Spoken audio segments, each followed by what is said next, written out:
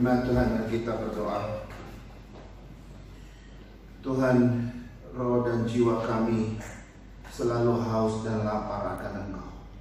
Kami seperti piala yang selalu ingin diisi, sehingga piala itu boleh penuh melimpah. Dan kami ingin terus dipuaskan.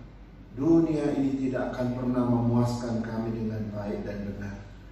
Tetapi hanya Engkaulah yang mampu memuaskan jiwa kami, roh kami yang lapar. Tuhan, berfirman-Lah, sebab kami tidak hidup dari roti saja, tetapi kami juga hidup dari roti sorga, yaitu setiap firman Allah yang keluar dari mulut Allah sendiri.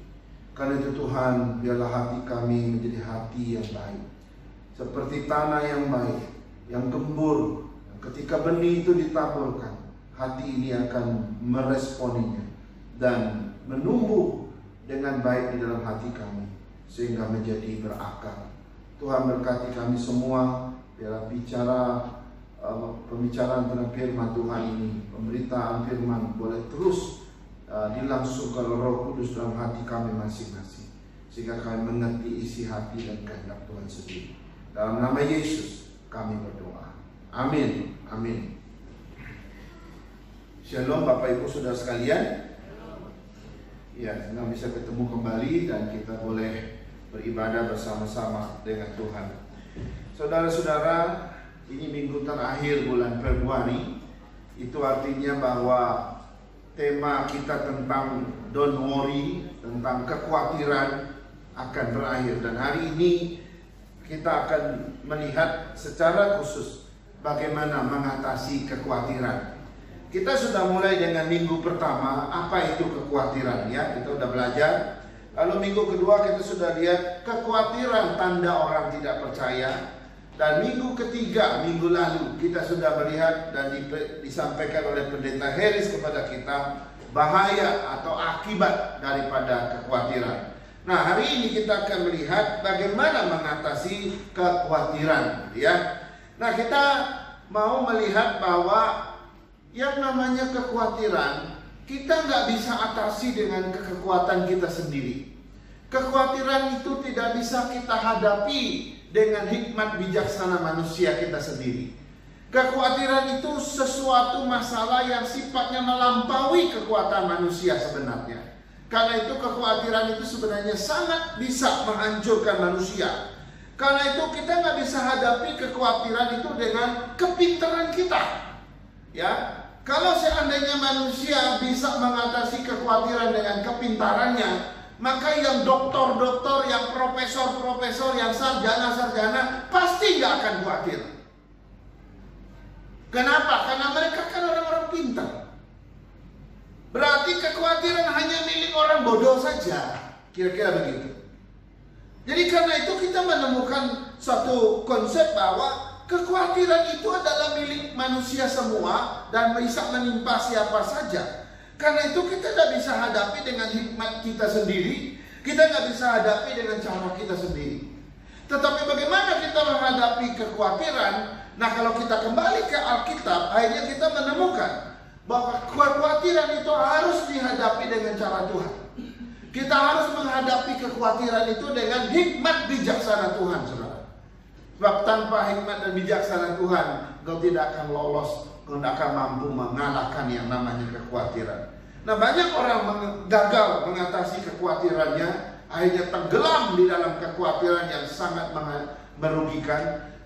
Itu karena dia tidak tahu bagaimana dia harus datang kepada Tuhan untuk mengatasi kekhawatiran itu.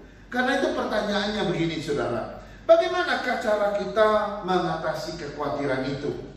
Apa saja yang harus kita lakukan sehubungan dengan mengatasi kekhawatiran itu? Saya memberi kita 3 cara hari ini berdasarkan firman Tuhan, saudara-saudara. Yang pertama adalah usahakan supaya engkau jangan khawatir. Ini yang pertama. Dari mana kita ketemu? Kita baca dulu Filipi 4 ayat 6 bagian A. Filipi 4 ayat 6 bagian A. Ya, Filipi 4 ayat 6 bagian A berkata demikian. Janganlah hendaknya kamu khawatir tentang apapun juga. Saudara, Saya ulangi sekali lagi, janganlah hendaknya kamu khawatir tentang apapun juga. Saudara ya. Jadi Filipi 4 ayat 6 ini memberikan suatu kalimat, yaitu janganlah hendaknya kamu khawatir tentang apa saja atau apapun. Itu jelas ya. Nah, di sini kita melihat satu pesan Tuhan yang luar biasa. Tuhan tidak ingin kita terjebak di dalam kekhawatiran. Dia tidak ingin kita sampai terjerumus ke dalam kekhawatiran. Ini yang pertama. Usahakan supaya engkau jangan khawatir. Ini seperti begini ya Bapak Ibu ya. Kita kayak dengan anak kita ya. Mereka misalnya minta, Papa boleh nggak saya pakai motor Papa, kira-kira gitu ya. Atau pakai mobil Papa. Saya pinjam sebentar ya. Kita tahu anak kita baru belajar nyetir, oke? Dia baru bisa nyetir, dia baru bisa naik motor, kira-kira begitu.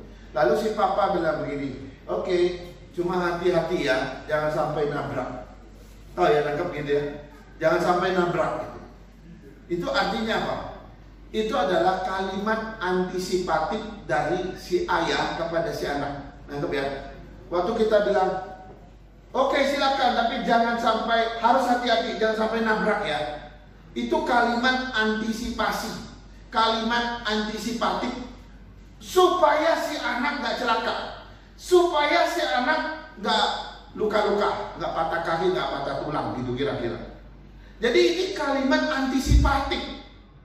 Nah, Filipi 4 ayat 6 bagian A ini kalimat antisipatif ya, yang Tuhan kasih kepada Rasul Paulus untuk disampaikan kepada orang Filipi. Ya, janganlah hendaknya kamu khawatir tentang apapun juga. Ini kalimat antisipatif supaya kamu nggak terjebak dalam kekhawatiran, supaya kamu tidak terjerumus ke dalam kekhawatiran. Kalimat antisipatif namanya. Jadi ini penting ya. Memang kalau kita tarik ke belakang seperti khotbah saya minggu kedua, Tuhan memang tidak menghendaki kita khawatir. Tuhan memang tidak menginginkan engkau khawatir. Itu maunya Tuhan ya. Karena itu dia kasih satu kalimat antisipatif. Janganlah engkau khawatir terhadap apapun juga. Jelas ya. Sama kayak kita, saya izin mama mau jalan di mall sama teman-teman saya ya. Kita selalu bilang oke, sama siapa aja kamu jalan? Oh, sama si A, si B, si C. Ya silakan. Tapi ingat jam 5 sore sudah harus pulang, atau sebelum jam 6 kamu udah di rumah. Kenapa sih orang tua kasih kebebasan, tapi selalu kebebasan yang terbatas? Itu memang tanggung jawab orang tua. Nggak ada orang tua bilang gini, begitu anaknya datang, Pak, Ma, saya mau jalan dulu sama teman-teman saya. Oh silakan, mau pulang subuh juga nggak apa-apa. Mau 3 hari nggak pulang, silakanlah, suka-suka kamu. Ya, yang seneng-seneng, yang ya silakan gitu.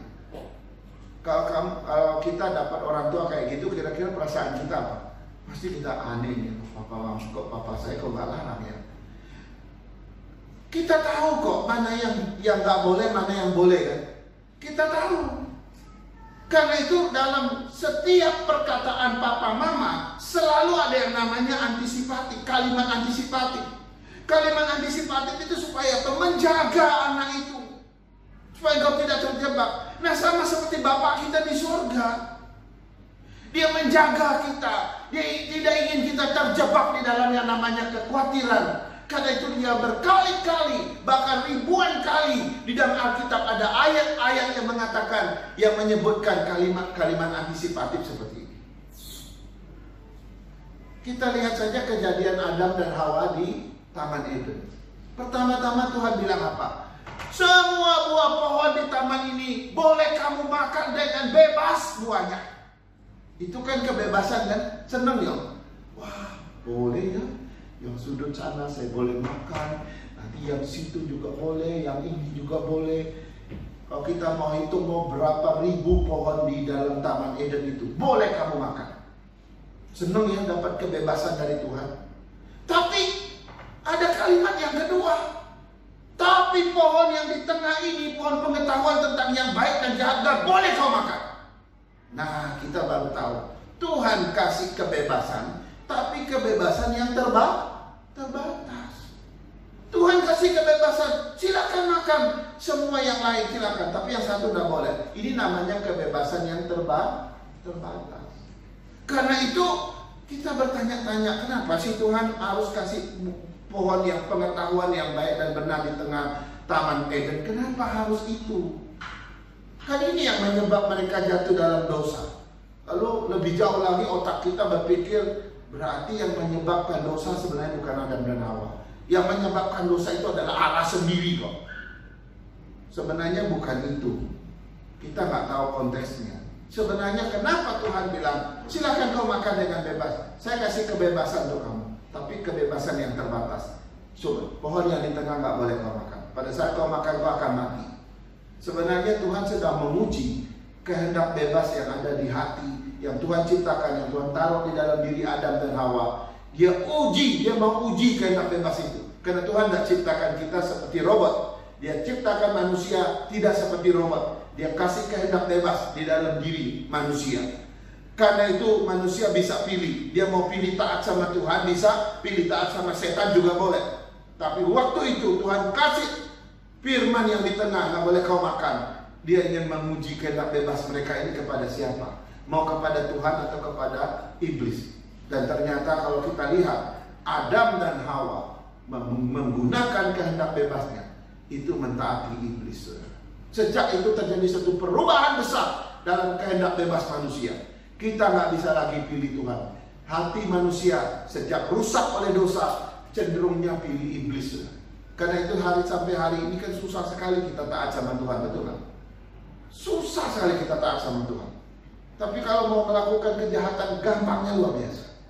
Mau buat baik, susahnya luar biasa. Mau buat yang suci, mau buat yang kudus, susahnya luar biasa. Tapi mau buat yang jahat, yang dosa, gampangnya luar biasa. Itu karena kecenderungan ketaatan manusia itu, kehendak bebas manusia udah dirusak sama dosa. Nah, karena itu Tuhan tahu kehendak bebas manusia ini liar adanya, sudah rusak oleh dosa.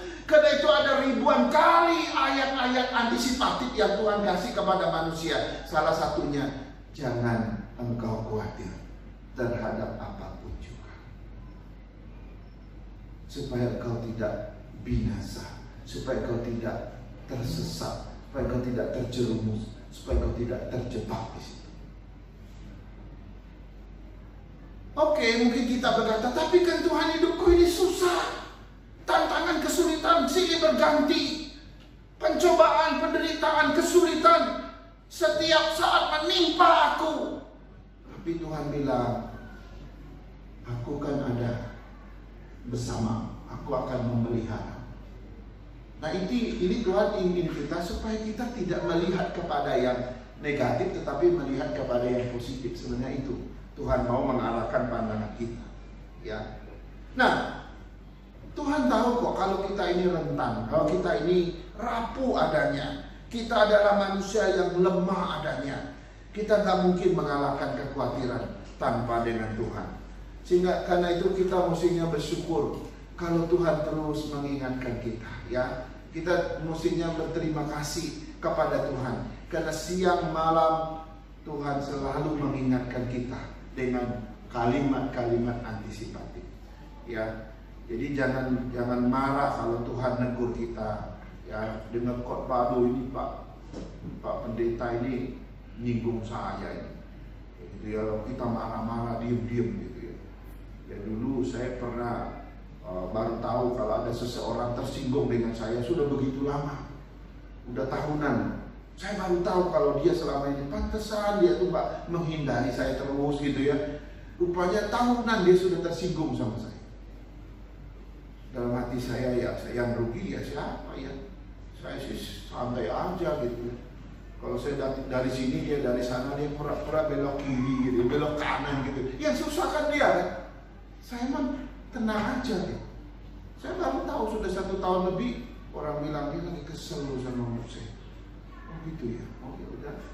Dia nikmati kekesalan dia dulu. Kalau dia mau cepat berbaikan ya biar cepat juga hilangnya. Tapi ini enggak, disimpan gitu. Nah itu lama-lama bisa jadi penyakit kan. Nah kekhawatiran itu begitu. Tuhan enggak mau kita terus disiksa sama kekhawatiran kita. gitu kan, siang malam disiksa sama kekhawatiran itu, mau tidur susah, gitu ya.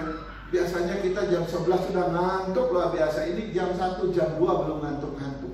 Kenapa? Kekhawatiran. Kenapa?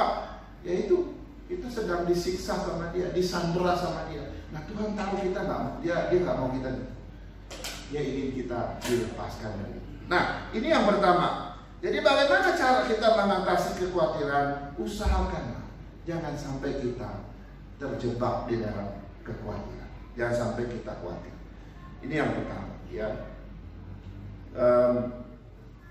Saya ada satu kisah di mana itu namanya, di Solo, seorang pendeta punya anak, ya, anaknya nakal sekali.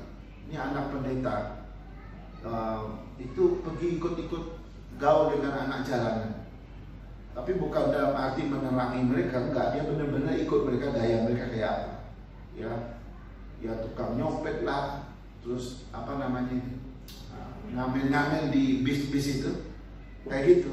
Sebab kalau pulang pasti kena marah sama bapaknya. Bapaknya pendeta, saya kenal bapaknya, seorang pendeta. Suatu ketika ditangkap sama polisi. Waktu ditangkap sama polisi, Pak pendeta ini kaget, malu lah ya, anak pendeta ditangkap polisi, ditahan, ada apa? Ternyata mereka buat kejahatan, kira-kira begitu. Kebetulan bapaknya ini beberapa tahun sebelumnya itu diangkat oleh keluarga Jaya namanya. Keluarga Jaya itu adalah keluarga jenderal yang sudah pensiun. Dan orang yang jadi anggota keluarga Jaya itu atau menjadi anggota keluarga jenderal itu dikasih kartu, dan seolah-olah mereka itu latar belakangnya militer, kira-kira begitu. Jadi dia itu rupanya diangkat menjadi seorang anggota yang masuk dalam keluarga Jaya itu, keluarga jenderal itu. Jadi dia punya kartu. Jadi waktu dia pergi ke kantor polisi, dia tunjukin kartu itu, oh langsung polisi hormat, oh iya bapak, ini anaknya kenapa pak? Oh bapak pendeta ya, iya gitu ya. Mereka tahu dia keluarga Jaya, mereka nggak mau persulit. Ya udahlah, bawa anak bapak pulang lah. Ya udah, bapak jamin dia lah. Akhirnya bawa dia pulang. Hilang lagi dari pastori. Nggak lama, beberapa bulan kemudian ketangkep lagi. Pergi lagi, ambil dia, lepasin dia gitu ya. Ini ceritanya singkat, padahal ceritanya lama. Bawa pulang lagi, dilepasin. Udah makin kenal kan? Ini anak pendeta yang kemarin ini. Ambil lagi, taruh lagi gitu ya. Udah bapaknya lepasin lagi, bebasin dia lagi, disuruh bebas lagi. Si anak makin besar kepala, betul kan? Ternyata bapak saya punya kehebatan luar biasa. Polisi semua hormat sama dia. Dia bawa saya keluar kapan saja bisa. Cerita dia kepada teman-temannya begitu. Makin jadi tuh anak, makin nakal. Akhirnya apa yang terjadi? Dia buat lagi, ketangkep lagi. Mereka telepon, Pak Pendeta, ini anak bapak kejaring lagi gitu ya. Kali ini Pak Pendetanya sudah marah. Dia bilang, sudah deh, kalian tahan aja dia, nggak apa-apa. Saya nggak mau lepasin lagi dia. Wah, si anak bingung gitu ya. Papa kenapa nggak lepasin saya? Enggak, kamu nakal. Ya, kamu jadi besar kepala karena papa bisa keluarin kamu. Sudah, biarin aja diproses. Entah, terserah mau 3 bulan, mau 6 bulan, mau di penjara silakan. Dan betul saudara, di penjara kayak gitu ya. Nah, kadang-kadang kan kita tuh seperti itu kan. Kita mengalami yang namanya, ya Tuhan kasih kalimat antisipatif. Ada suatu saat nanti Tuhan itu udah biarin. Tuhan mengingatkan kita siang dan malam kan. Mengingatkan, menghimbau, mengingatkan, mengantisipasi terus hidup umatnya yang hidup di dunia ini gitu ya. Tapi umat Tuhan tertentu yang nakal, yang jahat gitu ya, tetap aja mengulang-ulang. Ada suatu ketika Tuhan akan bertindak seperti pendeta tadi. Dia akan bilang, sudah, biarin aja. Maka kalau kita lihat dalam kehendak Tuhan gitu ya, dipimpin Tuhan gitu ya, dituntun Tuhan, nanti ada suatu ketika dibiarkan Tuhan.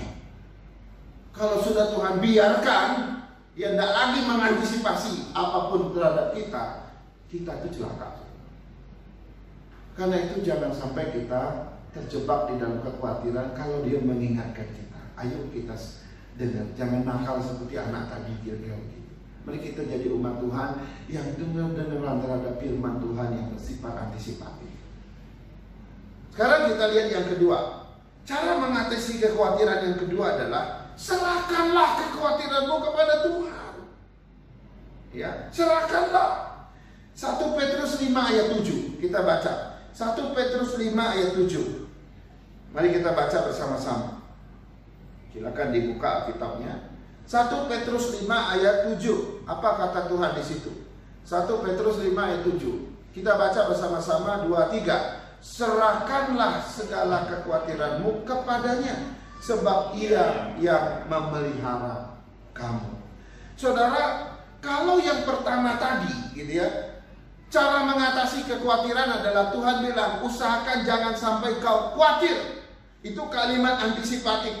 Usahakan supaya engkau jangan khawatir. Kalimat antisipatif. Itu yang pertama. Tapi kalau toh ternyata engkau harus khawatir, karena engkau tidak bisa menghindar misalnya, kalau toh engkau tetap harus merasa khawatir, maka yang kedua ini yang berlaku. Serahkan kekhawatiran itu kepada Tuhan. Sudah lihat ada kronologisnya? Ada lihat ya?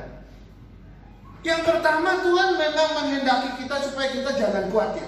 Ia ingin kita tidak kuat, Ia ingin kita jangan sampai kita khawatir.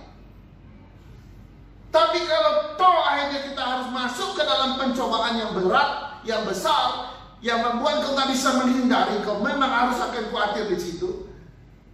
Karena itu mungkin terlalu berat bagimu. Maka yang kedua ini berlaku. Oke, sekarang kau memang harus khawatir karena cobaan ini berat sekali. Maka yang kedua, serahkan kekhawatiran itu kepada Tuhan. Ada lihat itu korelasinya seperti itu. Menarik ya. Waktu saya lihat ini, oh iya benar juga ya. Ya. Jadi serahkanlah kekhawatiranmu itu kepada Tuhan. Artinya jangan hadapi sendiri, jangan tanggung sendiri, jangan dipecahkan sendiri, jangan dipikul sendiri. Tapi serahkan ke dalam tangan Tuhan. Sebenarnya pola yang sama ada di dalam doa Bapa kami yang Tuhan ajarkan kepada murid-muridnya. Ada. Ini polanya sama dan memiliki korelasi. Saya coba pelan-pelan menjelaskannya ya. Tuhan bilang begini, Tuhan mengajarkan para muridnya berdoa dengan doa Bapa kami gini. Janganlah membawa kami ke dalam pencobaan. Ingat kalimat itu? Janganlah membawa kami ke dalam pencobaan. Ini kalimat antisipatif. Yesus mengucapkan kalimat antisipatif, jangan membawa kami ke dalam pencobaan Tuhan. Tetapi kalau ternyata toh kita masuk ke dalam pencobaan, maka kalimat doa berikutnya yang berlaku. Tetapi lepaskanlah kami dari yang jahat. Polanya sama. Jadi kalau kita lihat doa Bapa kami itu, Tuhan memang antisipatif. Jangan membawa kami ke dalam pencobaan. Wow, kalau kita cuma mengimani kalimat itu aja, kita akan bilang, wah, orang Kristen tidak akan pernah dicoba. Karena Tuhan pasti tidak akan pernah bawa. Ternyata tidak. Memang Tuhan selalu izinkan pencobaan untuk membuat kita lebih kuat, lebih baik. Karena itu kalau Dia izinkan, ternyata toh kita masuk juga dalam pencobaan itu, maka Tuhan, doa Tuhan Yesus yang kedua yang berlaku. Tetapi lepaskanlah kami daripada yang jahat. Artinya jangan terus di situ. Oke, dia sudah masuk pencobaan ini Tuhan. Oke, dia sudah masuk ke dalam tantangan kesulitan yang berat ini. Sekarang lepaskan dia dari yang jahat. Saudara, luar biasa ya. Nah, ini polanya sama. Janganlah kamu khawatir, antisipatif. Tapi kalau toh memang kamu harus khawatir karena menghadapi yang namanya pencobaan, Tuhan bilang serahkan kepada Tuhan. Luar biasa ya. Nah, saudara, pernah ada satu kisah kayak begini ya. Ada orang di pinggir jalan gitu ya. Dia lagi pikul kayu yang besar di belakangnya itu, capek sekali jalan gitu ya. Lalu dia sudah capek gitu ya, dia panggil, ada mobil lewat gitu. Dia bilang, Pak, tolong Pak, saya minta tumpangan, terlalu berat beban saya ini gitu. Tadi sih yang bawa sopir yang bawa mobil tadi itu berhenti gitu, mobil pick up, lalu dia naik dari belakang gitu kan. Nah, dia sampai di sana, di belakang akhirnya mobilnya jalan gitu. Tapi penumpang yang lain melihat bapak itu aneh. Kenapa? Sejak dia berdiri di dalam masuk ke mobil itu, dia bukannya melepaskan beban itu, dia tetap aja pikul, tapi di atas mobil. Berarti bebannya benar-benar lepas nggak? Enggak. Memang dia ada di mobil itu, tapi tetap aja pikul itu. Itu kan bodoh namanya, benar? Kalau kita mau cari tumpangan, bebannya berat gitu, wah ini sudah di atas mobil, kok lepas aja taruh gitu kan? Apa nggak lega sekali? Enggak, dia tetap aja pikul gitu ya, pikul dengan berat, tapi di atas mobil gitu. Itu orang yang seperti ini gitu ya. Dia tahu gitu ya. Dia mengalami tantangan kesulitan yang luar biasa. Pada Tuhan bilang serahkan kepada Tuhan. Iya Tuhan, dia datang kepada Tuhan, tapi dia nggak tetap aja pegang itu kekhawatirannya, dia pegang itu beban itu, dia nggak mau lepas, dia nggak mau serahkan kepada Tuhan.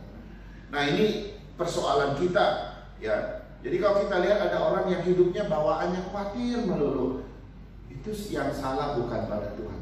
Bukan berarti Tuhan tidak mau membebaskan orang itu, tapi orang itu tidak rela melepaskan bebannya. Rela untuk menyerahkannya. Dia mungkin juga nggak tahu bagaimana menyerahkan kekhawatiran itu kepada Tuhan gitu ya.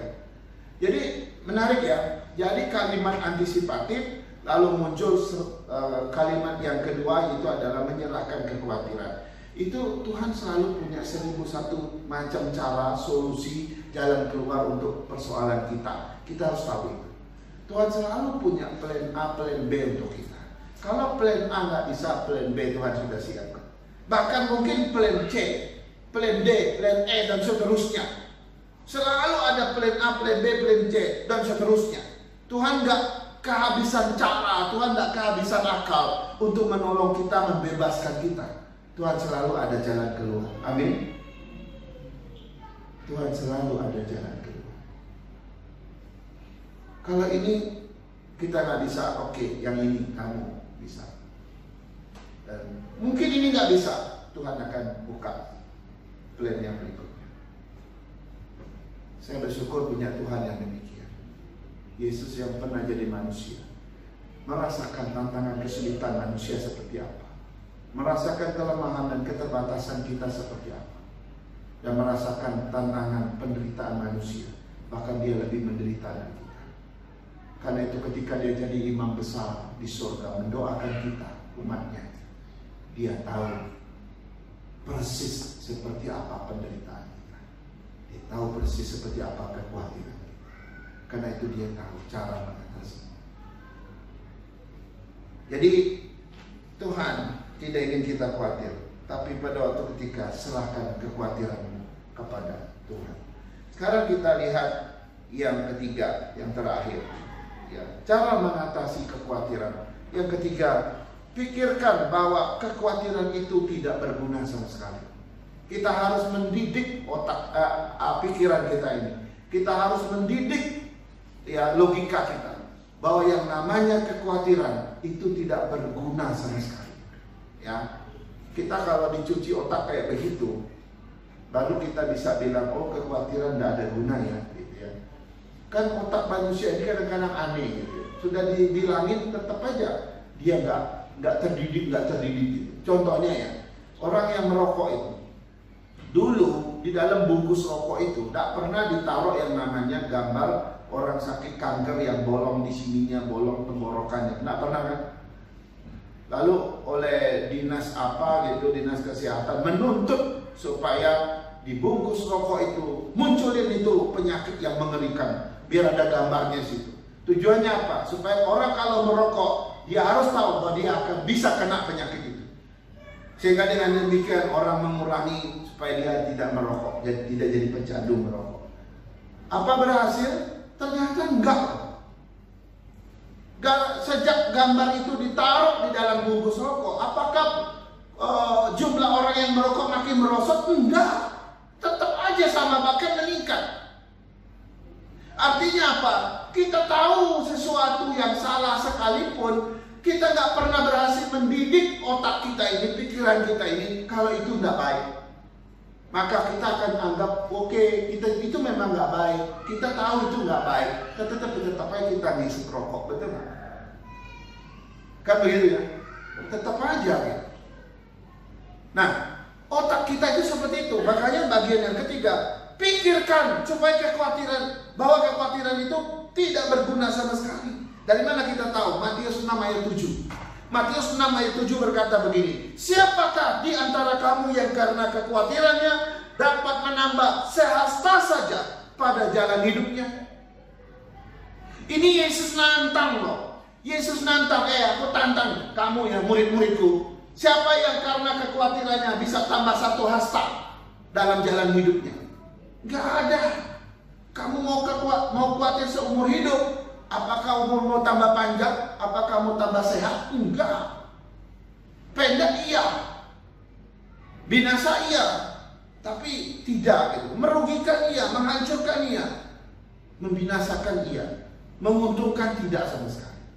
Sehingga kita harus mendidik pikiran kita bahwa kekhawatiran itu nggak ada guna sama sekali. Saudara, luar biasa ya. Makanya dia nantang kepada para muridnya gitu ya. Nah, kita coba lihat ya beberapa kerugian dari yang disebabkan oleh kekhawatiran gitu ya. Di dalam Matius pasal berapa itu? Pasal 13 dan Lukas juga dikatakan, dan Markus juga dikatakan. Ada satu perumpamaan yang diceritakan oleh Tuhan Yesus tentang seorang yang menabur benih. Dia menabur benih di pinggir jalan. Ada benih yang jatuh di pinggir jalan. Ada benih yang jatuh di tempat yang berbatu-batu. Ada juga benih yang jatuh di tempat yang bersemak duri. Ada juga benih yang jatuh di tempat tanah yang baik. Jadi ada 4 jenis tanah itu.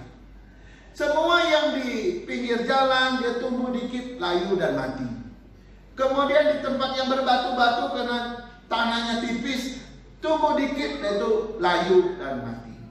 Kemudian yang jatuh di tempat yang bersemak duri tumbuh dengan baik, tapi kemudian semak duri itu menghimpit tumbuhan itu, lama-lama kara itu benih itu, akhirnya mati juga. Yang tumbuh cuma di tanah yang baik. Lalu Tuhan Yesus memaknai perumpamaan ini satu persatu. Saya tidak perlu jelaskan 2 dan 3, ayat 1 dan 2.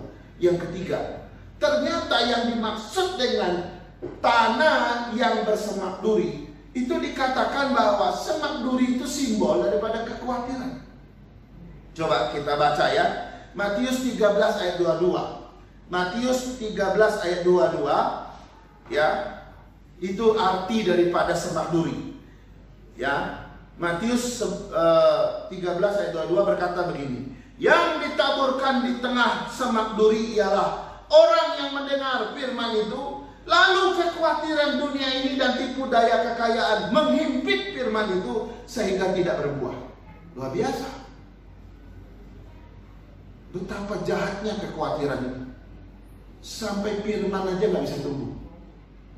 Luar biasa loh. Kemudian Markus 4 ayat 18 dan 19. Saya baca saja, nggak usah dibuka.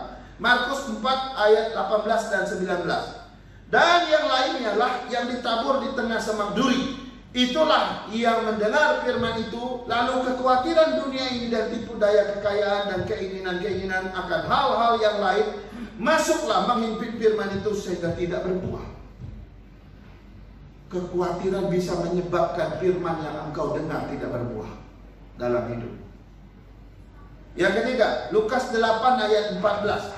Yang jatuh di dalam semak duri itu ialah orang yang telah mendengar firman itu, dan dalam pertumbuhan selanjutnya mereka terhimpit oleh kekhawatiran dan kekayaan dan kenikmatan hidup sehingga mereka tidak menghasilkan buah yang matang. Gara-gara kekhawatiran, firman Tuhan tidak bertumbuh. Firman Tuhan bisa mati, saudara, dan mati tidak bertumbuh di dalam hati kita. Kalau begitu betapa merugikannya kekhawatiran ini. Benar.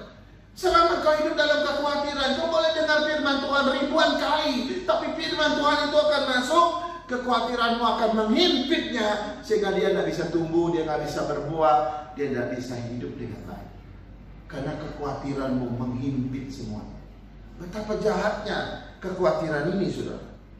Jadi ternyata kekhawatiran ini bisa mematikan firman itu tidak tumbuh dalam diri saya dan diri saudara. Karena itu kita harus mendidik pikiran kita, menata dia, harus tahu bahwa kekhawatiran itu sesuatu yang tidak berguna sama sekali. Luar biasa ya. Luar biasa.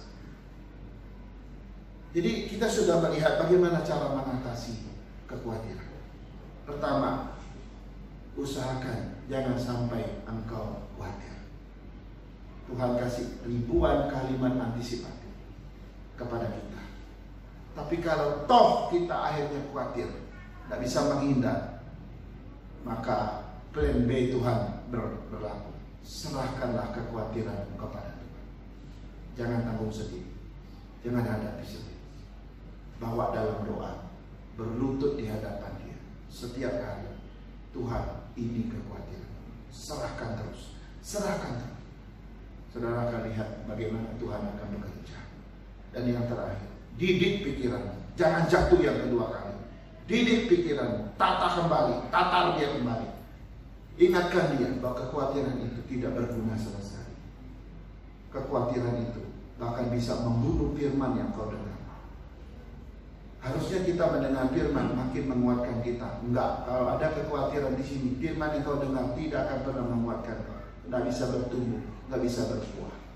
Karena kekhawatiran terlalu besar. Kiranya dengan berakhirnya khotbah hari, Bible study kita tentang kekhawatiran sepanjang bulan Februari, kiranya membebaskan kita, melepaskan kita dari yang namanya kekhawatiran. Mari kita berdoa. Tuhan, terima kasih, kami bersyukur karena firman-Mu telah menyatakan maksud-maksud-Mu bagi kami. Kami boleh terus semakin belajar bagaimana kami harus menghadapi tantangan, kesulitan, bahkan pencobaan di dunia ini yang seringkali melahirkan kekhawatiran di dalam diri kami. Tuhan, bawalah kami untuk berjalan bersama Kau setiap hari. Kami tahu bahwa setiap hari Kau memperingatkan kami supaya kami jangan khawatir. Atau ketika kami khawatir sekalipun, Kau juga memberitahu kami supaya kami menyerahkan kekhawatiran itu kepadamu. Tuhan, terima kasih. Biarlah firman Tuhan itu terus diperdengarkan oleh Roh Kudus dalam hati kami, sehingga kami pulang dari tempat ini, kami pulang sebagai orang yang berbeda, pulang sebagai orang yang kuat, yang tidak mudah khawatir dalam situasi apapun. Lawat dan sertai kami Tuhan dalam setiap tantangan kesulitan hidup kami, bahkan pencobaan yang sedang kami hadapi. Lepaskan kami daripada yang jahat. Dalam nama Yesus kami berdoa. Amin.